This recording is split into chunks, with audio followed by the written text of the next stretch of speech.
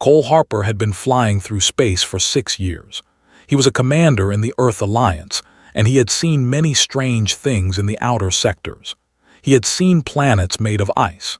He had seen stars that burned in colors he could not name. He had seen creatures that looked like nothing from Earth. But nothing had prepared him for this day. His scout ship, the Wanderer, was a small vessel. It was fast and quiet, perfect for exploring unknown regions of space. Cole was alone on this mission. His job was simple. He had to map a new sector and report back to Earth. It should have been easy. It was not easy. The alarm started screaming at 3 in the morning ship time. Cole jumped out of his bed and ran to the bridge. The screens were flashing red. Something was wrong. Something was very wrong. "Show me what is out there," Cole said to the ship computer. The screen changed. Cole felt his blood turn cold. A warship had appeared out of nowhere. It was huge. It was at least 10 times the size of his small vessel. The design was unlike anything he had seen before. It was dark and angular, like a blade cutting through the stars. "Unidentified vessel," Cole said into his communication system. "This is Commander Cole Harper of the Earth Alliance. I am on a peaceful mission. I mean no harm." There was no response. Cole tried again. "I repeat, I am on a peaceful mission. Please respond." Still nothing. Then the warship fired. The blast hit the Wanderer like a hammer. Cole was thrown across the bridge. Sparks flew from the control panels. The lights went out, then came back on, dim and flickering. "Damage report," Cole said, pulling himself up from the floor. "Main engines offline," the computer said. "Weapons offline. Life support at 60%. Hull breach in Cargo Bay 3. Cole looked at the screen. The warship was moving closer. It was not trying to destroy him. That shot had been precise. It had disabled his ship without killing him. They wanted him alive. Cole grabbed the emergency pistol from under his seat. It would not do much against a warship, but it made him feel a little better. He waited. The sound of metal cutting through metal filled the ship. They were boarding. Cole pointed his pistol at the door and waited. His hands were steady. His heart was not. The door exploded inward. Cole fired 3 times before he even saw what was coming through. The shots hit something solid and bounced away. Then a hand grabbed his wrist and squeezed. The pistol fell from his fingers. Cole looked up at what had grabbed him. The creature was 8 feet tall. Its skin was the color of burnished copper. It had 4 arms, each one thick with muscle. Its eyes were silver, like liquid metal, and they were looking at him with an expression he could not read. More of the creatures came through the door. There were 5 of them in total. They wore armor that looked like black glass. They carried weapons that hummed with energy. But it was the one holding his wrist that scared him the most. This one was female. Cole could tell by the slight differences in her face and body. She was the leader. The others moved around her with respect, keeping their distance. She tilted her head and looked at him. Then she leaned forward and inhaled deeply, like she was smelling him. Her eyes went wide. "Impossible," she said. Cole was surprised to hear Galactic Common, the trade language used by many species in this part of space. Her accent was thick, but he could understand her. "What is impossible?" Cole asked. He tried to pull his wrist free. He could not. Her grip was like iron. The female did not answer. She was staring at him with an expression that was changing. Shock was turning into something else, something that looked almost like hunger. "You carry the resonance," she said. "How can this be? You are human. Humans do not have the gift." "I do not know what you're talking about," Cole said. "Let me go." She did not let him go. Instead, she pulled him closer. With her free hand, she pushed up the sleeve of her armor. Cole watched as strange symbols began to glow on her forearm. They were bright blue, like electric fire, and they pulsed in a slow rhythm. At the same time, Cole felt something strange happening to his own body. A warmth was spreading through his wrist where she touched him. It moved up his arm and into his chest. It did not hurt. It felt almost pleasant, and that scared him more than the pain would have. "What are you doing to me?" Cole demanded. The female looked at her glowing arm, then at him. Her silver eyes were intense. "I am doing nothing," she said. "This is the bond it chooses. It cannot be forced or faked." She took a deep breath. "You are my mate, human. The bond has spoken." Cole stared at her. He was sure he had misheard. "I am your what?" "My mate," she repeated. "My soul partner, the one I am meant to be with until death." She said it like she could not believe it herself. Of all the beings in the galaxy, the bond has chosen a human, a small, fragile, short-lived human. "Thanks for the compliments," Cole said. His voice was dry. "But I think there has been a mistake. I am not anyone's mate. I do not even know your name." "I am Eth," she said, "War Commander of the Ani Third Fleet, and there is no mistake." She held up her glowing arm. "The marks do not lie. They have not appeared on my skin for my entire life. Now they burn for you." Cole looked at the other Ani soldiers. They were staring at him with expressions of shock and disbelief. One of them was shaking his head slowly, like he was watching something terrible happen. "This is not possible," one of the soldiers said. "Commander, he is human. The bond cannot work with lesser species." Eth turned her head and looked at the soldier. Her eyes flashed with anger. "Are you saying the bond is wrong?" she asked. Her voice was quiet and dangerous. The soldier stepped back. "No, Commander, I would never say that." "Good," Eth turned back to Cole. "You will come with us to Mai. There the elders will confirm what I already know. You belong to me now, human." "I do not belong to anyone," Cole said. He tried again to pull free. He could not move her arm even a little bit. "I have rights. I am a citizen of Earth. You cannot just take me." Eth smiled. It was not a friendly smile. "I am not taking you," she said. "The bond is taking you. I am simply following where it leads." She looked at her soldiers. "Bring him to my ship. Treat him well. He is my mate, even if he does not accept it yet." Two soldiers grabbed Cole by the arms. He struggled, but it was useless. They were too strong. As they dragged him toward the door, Cole looked back at Eth. She was watching him with those silver eyes, and he saw something in them that made his stomach twist. She was pleased. Despite her words about not expecting a human, despite the shock on her face, she was pleased. "You cannot do this," Cole said one more time. Eth walked toward him. She reached out with one of her 4 hands and touched his face. Her skin was warm, almost hot. "You are my mate, human," she said softly. "Deal with it." Then she turned and walked away, and Cole was taken to the warship that would carry him to a world he had never seen, to a fate he had never asked for. The journey to the Ani took 7 days. Cole spent most of that time in a room that was half prison cell and half luxury suite. The bed was too big for him. The food was strange but edible. The door was locked at all times.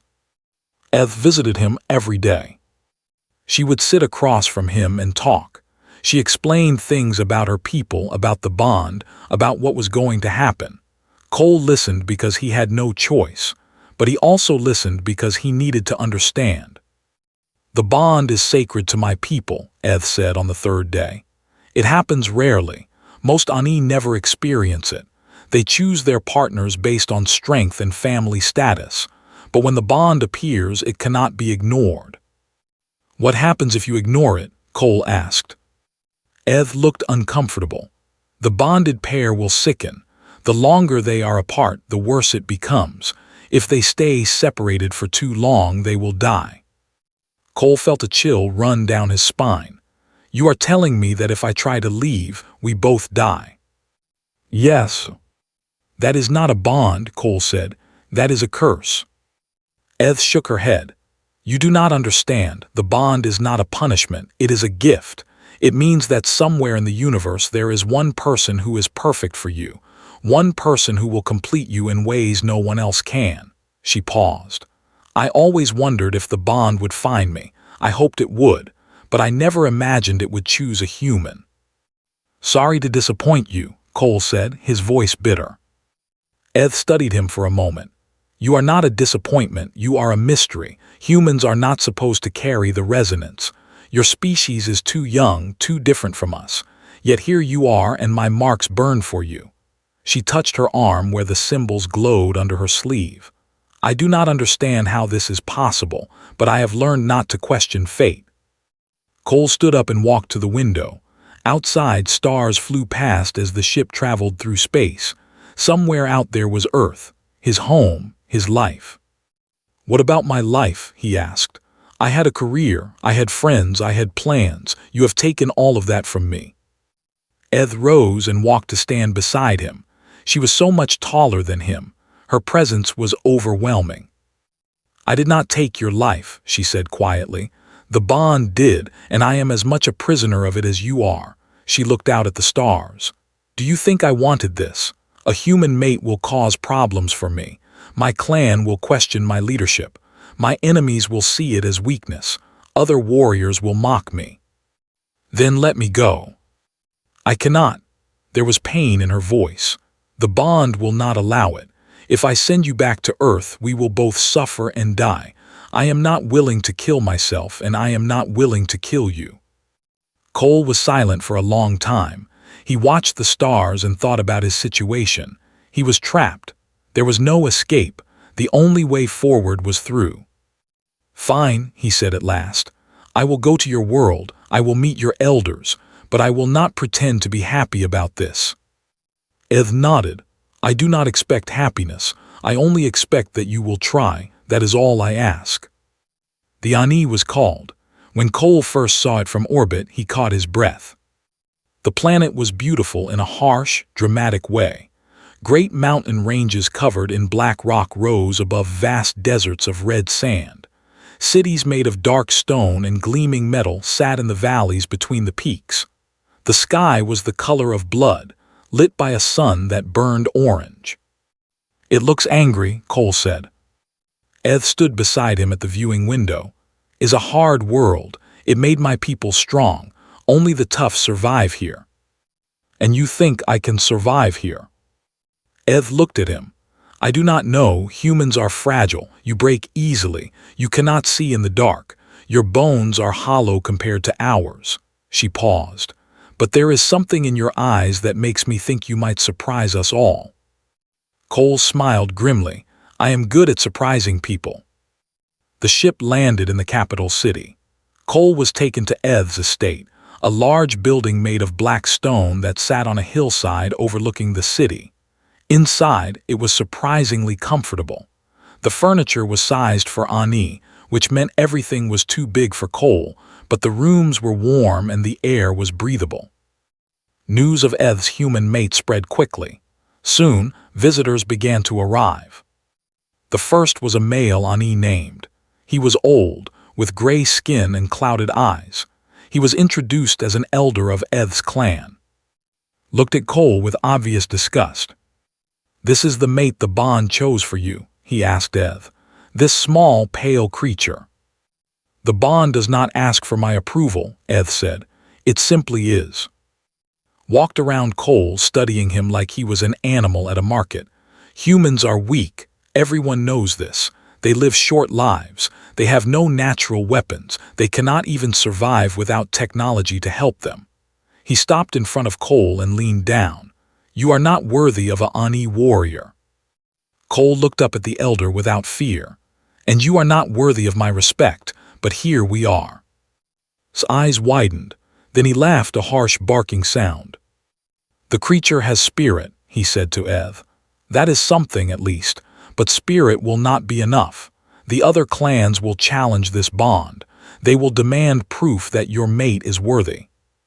What kind of proof? Cole asked. Smiled, and there was cruelty in it.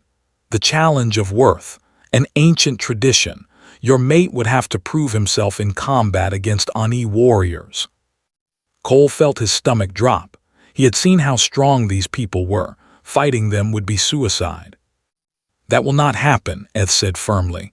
Cole is not a warrior, he would be killed. Then he is worthless, said, and your bond with him will be seen as a joke.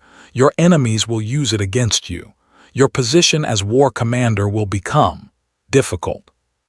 After left, Cole sat in his room and thought about what the elder had said.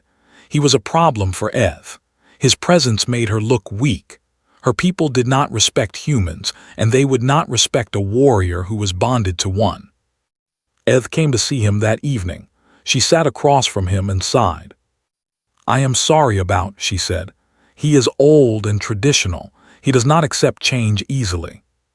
"He is right, though," Cole said. "I am making things harder for you." Eth was quiet for a moment. "Perhaps, but the bond is not something I can undo. We must find a way to make this work."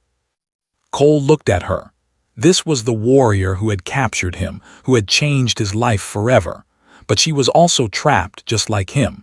They were both prisoners of something neither of them had chosen. "I will not be seen as worthless," Cole said. "I am a commander in the Earth Alliance. I have earned my position through hard work and skill. Your people may not respect humans, but I will make them respect me." Eth tilted her head. "How?" Cole smiled, and there was steel in his eyes. "Tell me more about this challenge of worth. Tell me everything." Eth tried to stop him. She argued with him for hours. She told him he was being foolish. She told him he would die, but Cole had made up his mind. "I am going to fight in the challenge of worth," he said. "That is final." Eth stared at him with frustration in her silver eyes. "You do not understand. The warriors you will face are trained from birth. They are twice your size. They have 4 arms. They can break rocks with their bare hands. You have nothing that can match them."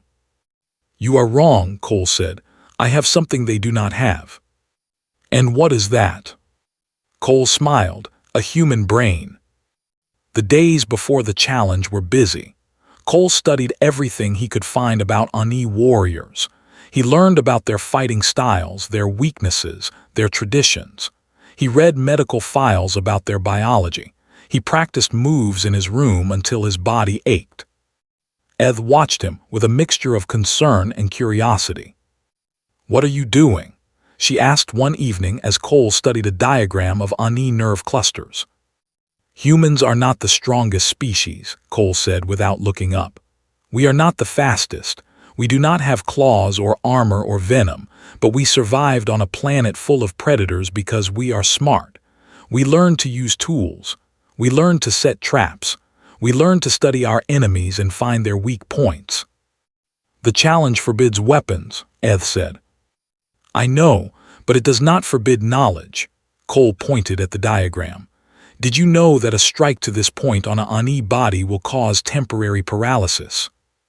Eth looked at where he was pointing. "The cluster. Yes, I know of it, but it is protected by thick muscle.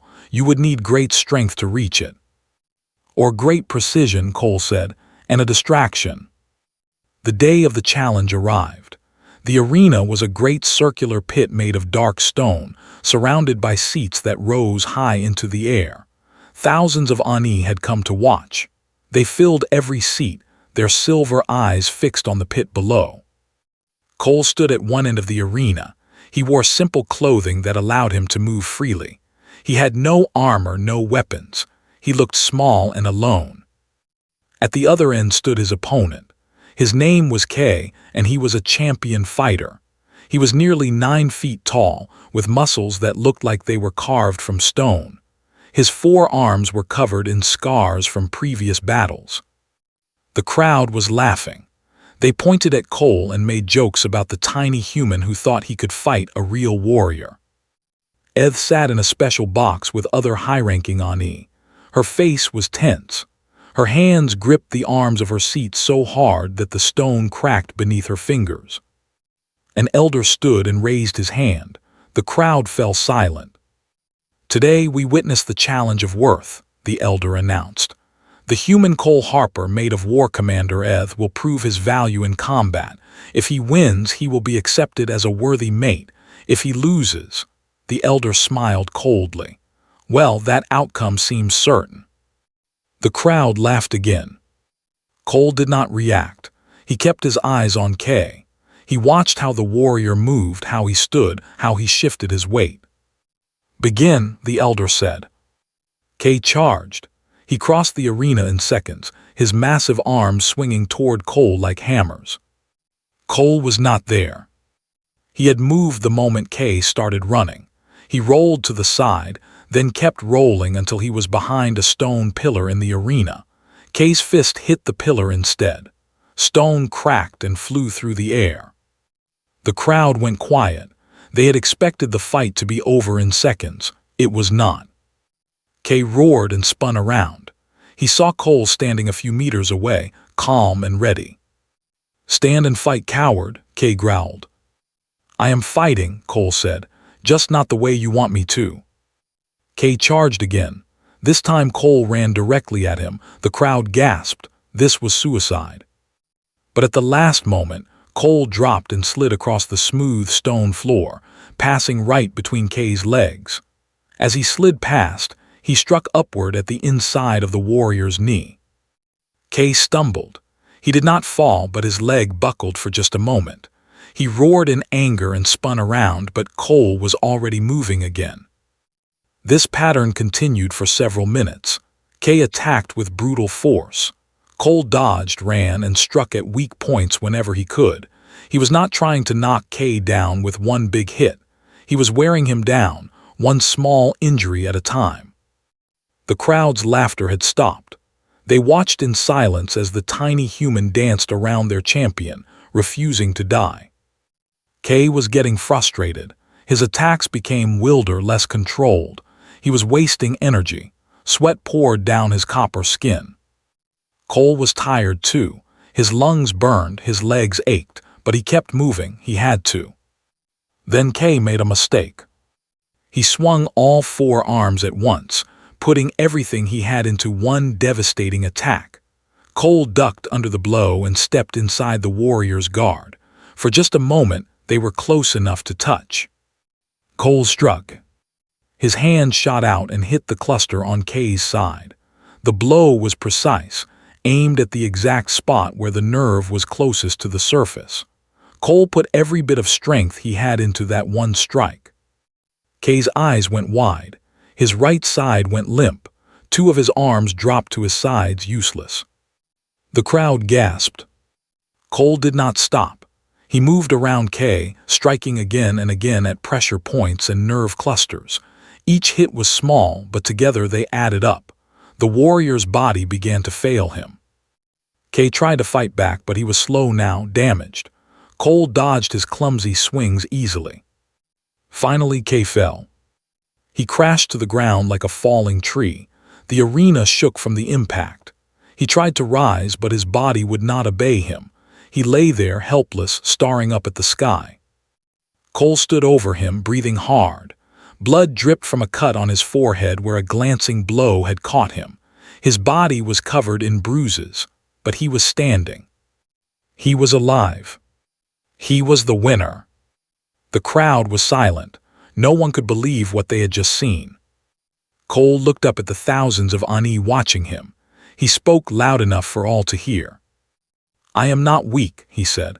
"I am human. There is a difference. We do not win by being the biggest or the strongest. We win by being clever, by being stubborn, by refusing to give up no matter what." He pointed at Kay on the ground.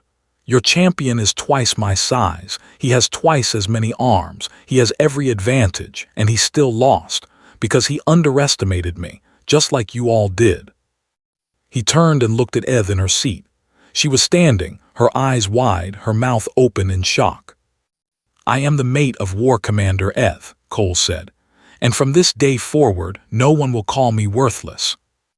The silence lasted for a long moment. Then slowly one Ani began to clap, then another, then more. Soon the entire arena was filled with the sound of applause. Cole stood in the center of the arena, battered and bleeding, and smiled. He had proven himself. He had earned their respect. And he was just getting started. After the challenge, everything changed. Cole walked through the streets of the capital city and Ani stopped to stare at him. But now their stares were different. Before, they had looked at him with disgust or amusement. Now, there was curiosity in their silver eyes. Some even nodded at him in respect. He was still small, he was still human, but he had beaten one of their champions, and that meant something. Eth seemed different too. In the days after the fight, she watched Cole with a new expression on her face. He caught her looking at him when she thought he was not paying attention. There was something in her eyes that had not been there before. "You surprised me," she said one evening. They were sitting on the balcony of her estate, watching the twin moons rise over the mountains. The sky was dark purple, filled with unfamiliar stars. "I told you humans are good at that," Cole said. Eth smiled. It was a small smile, but it was real. "I was so sure you would die. I was preparing myself to feel the bond break. Do you know what that is like? To wait for someone to die and know that their death will hurt you too." "No," Cole admitted. "I cannot imagine." "I was angry at you," Eth continued. "I thought you were being foolish, throwing your life away for pride, but then I watched you fight and I understood." She turned to look at him. "You were not fighting for pride. You were fighting to prove something, not to us but to yourself." Cole was quiet for a moment. "I have spent my whole career being underestimated," he said. "On Earth, I was always the smallest guy in my unit. The commanders looked at me and saw someone who did not belong. I had to work twice as hard as everyone else just to be taken seriously." He shrugged. "I got used to it. Proving people wrong became a habit." "Is that why you became a commander?" Eth asked. "Partly, but I also love space. I love exploring, finding new planets, new stars, new life. The universe is so big and so strange. Every day there is something new to discover." Cole looked up at the alien sky. "I miss it, being out there on my own with nothing but the stars for company." Eth was silent for a long moment. "I understand that feeling," she said at last. "I have spent most of my life in war, fighting for my people, for my clan. But sometimes, in the quiet moments between battles, I would look at the stars and wonder what else was out there, what I was missing while I was busy killing and dying." Cole looked at her. This was the most open she had ever been with him. The warrior mask she usually wore was gone. For the first time, he was seeing the person beneath it. "You confuse me," Eth said suddenly. "How so?"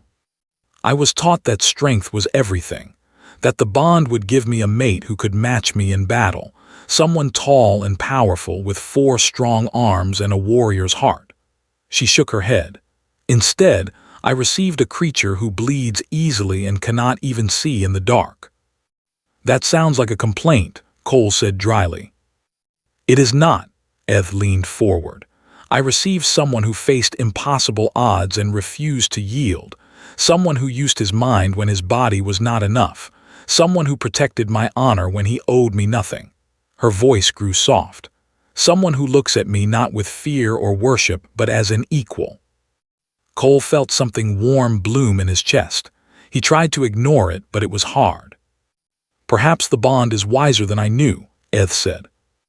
They sat in comfortable silence, watching the moons climb higher. The night air was cool and smelled of flowers that Cole did not recognize. Somewhere in the city below, music was playing, strange and beautiful. "I still do not know how this works," Cole admitted after a while. "The bond, I mean. On Earth, we do not have anything like it. Where I come from, you choose who you love. You meet someone, you spend time together, and eventually you decide if you want to be with them. It takes time." "And if there is no time," Eth asked, "if you know from the first moment that someone is right for you?" "Then you are very lucky," Cole said, "or very unlucky depending on who that someone is." Eth laughed. It was a real laugh, warm and unexpected. Cole realized he had never heard her laugh before. He liked the sound of it. "I was not lucky," she said. "I got a stubborn human who argues with everything I say and refuses to follow orders." "That sounds about right," Cole agreed.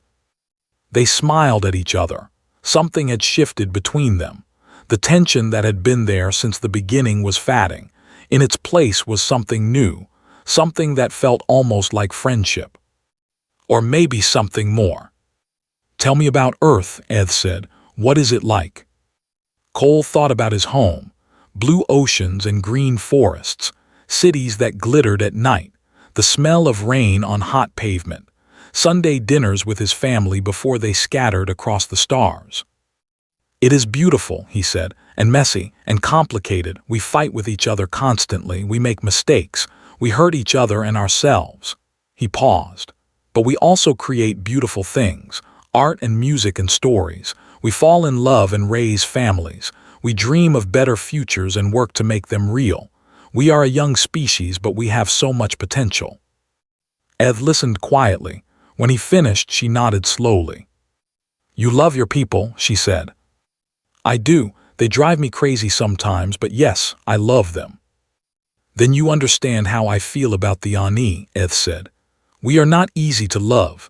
We are hard and proud and sometimes cruel, but they are my people. I would die for them." "I know," Cole said. "That is why you are a good commander." Eth reached out and took his hand. Her skin was warm and rough, her fingers longer than his, but somehow their hands fit together. "And if you could choose," she asked quietly, "would you choose me?" Cole looked at her silver eyes reflecting the moonlight, at her copper skin and her proud face, at the warrior who had turned his life upside down. A few weeks ago the answer would have been no. He had been angry and scared and desperate to escape, but things had changed. He had changed. "I am starting to think I might," he said. Eth's eyes widened slightly. Then she smiled, and it was the most beautiful thing Cole had ever seen. They sat together in the moonlight, their hands intertwined, and for the first time since he was captured, Cole felt like maybe everything would be okay. Maybe this strange new life was not a prison. Maybe it was a beginning. The attack came without warning. Cole was in the war room with Eth when the alarm started screaming. Red lights flashed across the walls. Officers ran back and forth, shouting orders. "What is happening?" Cole asked. Eth's face had gone hard. The gentle woman from the moonlit balcony was gone. In her place was the war commander. "The collective," she said, "they have come." Cole had heard stories about the during his time on. They were a hive-minded species, a swarm of creatures that shared one consciousness. They did not negotiate or trade. They consumed. Every planet they touched became part of them. Every species they encountered was absorbed or destroyed. They were the ancient enemy of the Ani, and now they were here. The screens in the war room showed the orbital defenses. Ships were scrambling to meet the threat, but even Cole could see that there were not enough of them. The fleet was massive. Hundreds of ships, maybe thousands, blotting out the stars. They moved together like a single organism, perfectly coordinated. "We are outnumbered," one of the officers said, 3-1 at least. "Then we will each kill 3 of them," Eth said. Her voice was calm, but Cole could see the tension in her shoulders. "All ships prepare for combat. This is our home. We will not let it fall." Cole watched as the Ani fleet engaged the enemy. The battle was brutal from the first moment. Ships exploded in flashes of light. Debris scattered across the void. The Ani were brave. They fought with everything they had, but they kept coming. For every enemy ship destroyed, 2 more took its place. "We are losing," an officer said. His voice was flat, defeated. Eth did not respond. She was staring at the tactical display, her silver eyes moving rapidly. She was looking for something, any advantage, any hope. Cole stepped forward. "Let me help." The officers turned to look at him. Their expressions ranged from surprised to insulted. "You are not a warrior of the Ani," one of them said. "This is not your fight." "My mate is in this fight," Cole said. "My home is on this planet now. That makes it my fight too." He walked to the tactical display and studied it, the patterns of the fleet, the way they moved, the timing of their attacks. "They are coordinated," he said. "Too coordinated. They respond to threats as a group, not as individual ships." "They are a hive mind," Eth said. "They share one consciousness. They do not need to communicate. They simply know." "Exactly," Cole said. That is their strength, but it is also their weakness. The officers looked confused. Cole turned to face them. Individual thought is messy, he said. Different people make different decisions, they disagree, they argue, but that messiness also makes them unpredictable. The do not have that. They all think the same way. They all expect their enemies to behave in predictable patterns. Ed's eyes narrowed. What are you suggesting? Your people fight with honor, Cole said. You meet your enemies head on, you show strength, they expect that. They are ready for it. He pointed at the display. So do not give them what they expect, be unpredictable, use deception. Deception is not our way, an officer said stiffly. Then your way will get you all killed, Cole replied. Look at the numbers. You cannot win a straight fight. You need every advantage you can get. The room was silent. Cole could see the conflict on their faces. Deception was shameful to the Ani. It was the tactic of weaklings and cowards. But so was losing. Ed spoke first. What do you have in mind? Cole turned back to the display. His mind was racing, putting together a plan from everything he had learned about both species. The asteroid field, he said, pointing to a region of space near the planet. It is too dangerous for large fleets to enter. Lots of debris, unpredictable movements. They will not want to send their ships in there. We cannot hide in an asteroid field, an officer said. They will simply wait us out. We are not going to hide, Cole said. We are going to make them think we are retreating, pull back our ships, make it look like a full withdrawal. They will see weakness. They will pursue. And then, Ed asked. Then we lead them into the field. Our ships are faster and more maneuverable than theirs. We know the terrain, they do not. Cole traced a path on the display. We split up, scatter, make them chase us. And when they are deep inside, committed to the pursuit, we spring the trap. What trap? Cole smiled. It was not a nice smile. We have been mining that asteroid field for centuries. There are fuel depots scattered throughout it, explosives, equipment. Understanding dawned in Ed's eyes. We blow the depots, with the fleet in the middle of it. A chain reaction, Cole said. Explosions spreading from asteroid to asteroid. The debris will do the rest. Their coordination will not help them when everything around them is exploding. The room was silent again. Then slowly, Ed began to nod. It is risky, she said. We will lose ships in the asteroids too. We will lose fewer than if we keep fighting like this, Cole said. Ed looked at her officers. Prepare the fleet for retreat. Make it look real. I want them to believe we are running. The officers hesitated for only a moment. Then they nodded and went to work. The battle that followed was the longest of Cole's life. The Ani fleet pulled back, just as Cole had planned. The sensing victory surged forward in pursuit. They were so focused on the retreating enemy that they did not see the trap until it was too late. The asteroid field swallowed both fleets. Ships twisted and dodged between tumbling rocks. Some did not make it. Cole watched the screens as dots of light disappeared, each one a ship full of Ani warriors. But they were suffering worse. Their coordinated movements worked against them in the chaos of the field. When one ship turned, a dozen others turned with it, sometimes into the path of an asteroid. And then Eth gave the order. The fuel depots exploded. Massive fireballs bloomed throughout the field. The explosions set off chain reactions as asteroids crashed into each other, breaking apart and sending debris flying in all directions. The command ship was caught in the largest explosion. It broke apart in a flash of light that was visible from the planet's surface. And with the command ship gone, the hive mind shattered. The remaining ships stopped moving in coordination. They began to drift, confused, their shared consciousness gone. The Ani ship swept in and finished them off. When it was over, the Ani had lost a third of their fleet, but the invasion force was destroyed. The planet was safe. In the great hall of the capital city, the survivors gathered to honor the fallen and celebrate the living. The High Matriarch herself approached Cole, her ancient eyes studying him carefully. "You are not what we expected of a human," she said. Her voice carried across the hall. "You are small and fragile and strange, but you have proven that the bond chose wisely." She placed a ceremonial blade in his hands. The metal was warm and hummed with energy.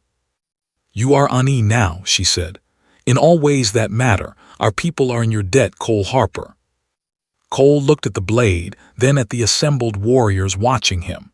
They were nodding, their silver eyes filled with respect. He turned to Eth, who stood beside him. She was looking at him with pride shining in her eyes. "I guess I am stuck with you," Cole said. Eth smiled. She reached out and took his hand, their fingers intertwining. "You are my mate, human," she said softly. "Deal with it." Cole laughed.